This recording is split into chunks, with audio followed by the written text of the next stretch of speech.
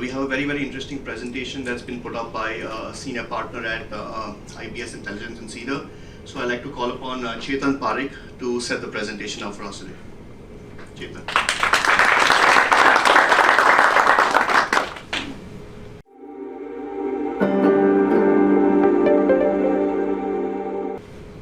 Morning everyone. Can you just have the presentation up? So my name is Chetan Parekh. I'm the managing partner for Cedar-IBSi. I specialize in banking platforms. So glad to speak in the event and give my perspective. In fact, I've been talking about next generation core for a little over 5 to 7 years now, and I've personally executed multiple of these transformations where banks have successfully transformed themselves to next gen core. So some very interesting insights I will just share with you today. So let's just first define what's a next gen core. Yeah, so as simply put, it's a core banking platform which is designed for the next generation. So it necessarily needs to be reimagined on how banking will be in future. And banking in future would be a multi-channel banking, as all of us know. And the kind of devices we will use for banking is very difficult to guess. So when you see the next generation core banking, so let me first take you through some of the next generation core banking, again, generations of the core. So all of us remember till late 90s, we used to have core banking as a monolithic systems. There were multiple global platforms. They had a monopoly. They had a single platform doing retail banking, corporate banking, wealth, investments.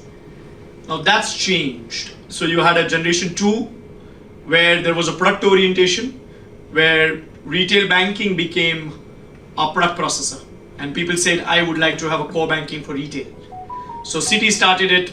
They put a different core for retail and a different core for corporate. And then the whole avatars of product platforms came in core banking 2.0. Then came APIs. Everybody wanted core banking to open up. Microservices and APIs came in. And now what we're seeing as core banking 4.0 is a fully cloud native.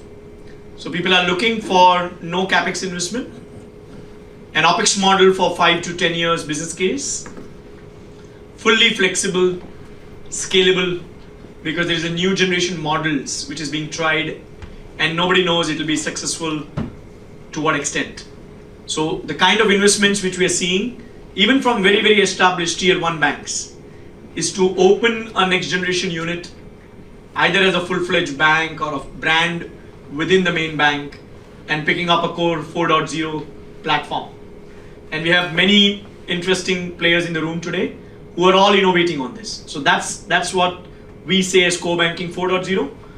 Now let's also look at what do people expect from these and where are the expectations.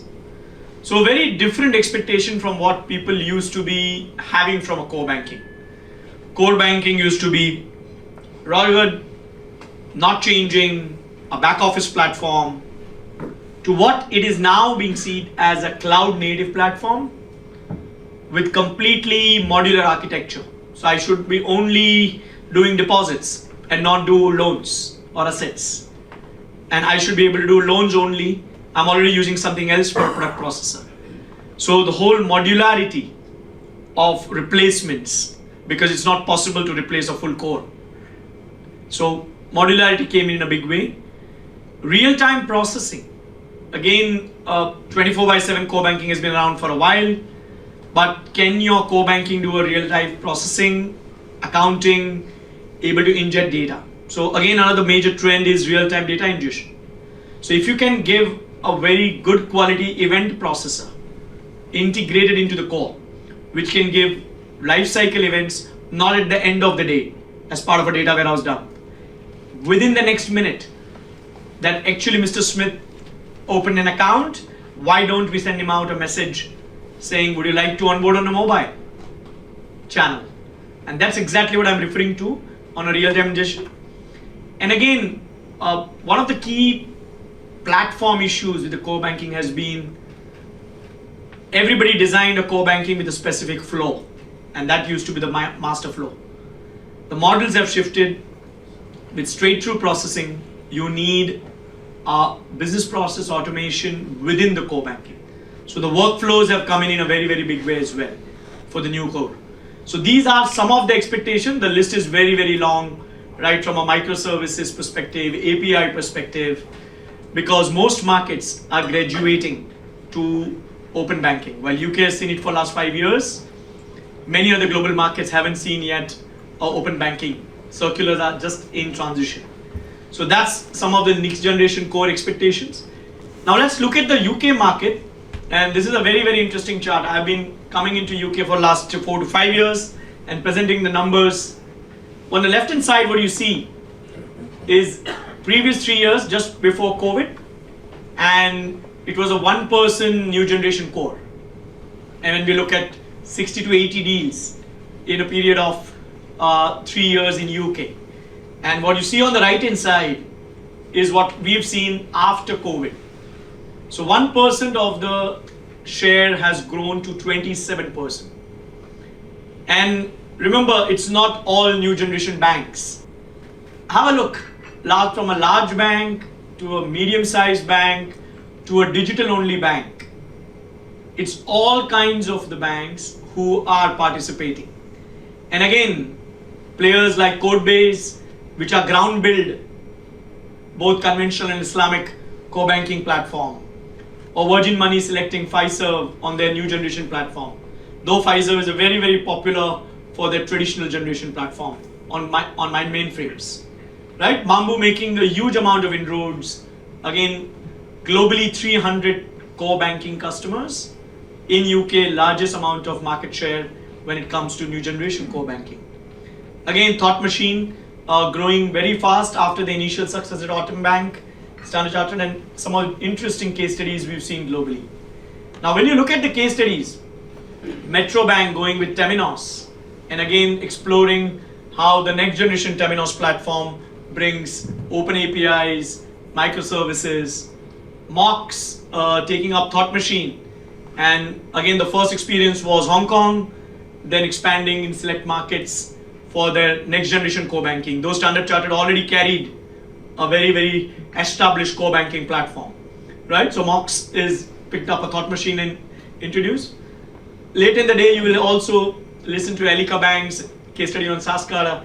And again, list is very, very long in the way market is changing for core banking. So moving further, you look at some of the best brands, right? JP Morgan going with 10X, Santander going with Encino banking platforms. Now, most of these platforms of next generation core aren't fully built. They are building brick by brick, bank by bank into product modules and functionality.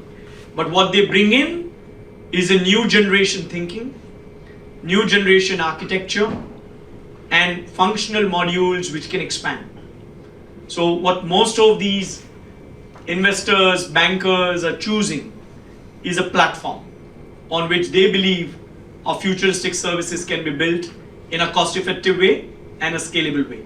So that's where we're seeing the trend going. Again, if you move a little further into specifics, let's look at what way forward looks like. So what should banks be doing? So first and foremost, assess your core, what it can do, at what cost structures, with what level of flexibility. So assessing your needs needs to be very, very clearly articulated. Then research and shortlist your suppliers. There are close to 40 new generation core platforms in build between Europe, Asia, and Americas. And each of these have originated from a problem solving and growing, and all of them natively are on cloud. Cloud keeps changing based on markets, because different markets, different market shares, but really do a deep research. Define your criteria. What are you looking for? Are you looking for a next generation platform with the best cost efficiency, with a deep product factory? What's the ecosystem? See, these next generation core are never going to be all by themselves, full solution or a universal bank. They're going to bring in an ecosystem partners. So who brings along what kind of an ecosystem? and then actually do the POCs. A lot of large banks have realized after 3 years, 4 years of journey that their core cannot meet their end objective. So do a deep POC to understand what it can deliver in next 3 to 5 years time frame. And last but not the least, take a very, very informed decision, set expectation right, because there's lots of banking as a service, market talk and thought process around it, but really what does it can deliver in each market. Last but not the least, if you are to look at the key lessons and you take forward, whatever you're choosing, look at, is it truly cloud native or is it a traditional system moved on to the cloud? Is it having a platform which allows you to build product factory and product functionalities in future? To what extent APIs are RESTful and available out of the box and scalable compared to traditional generation? And when you again look at end-to-end, think end-to-end digital and new generation customer experience, right? So that's some of the key takeaways I would leave with you. I'm available should anybody wants any more details. I would have a fair bit of a deep appreciation of these technologies. Thank you so much for the opportunity and have a wonderful day.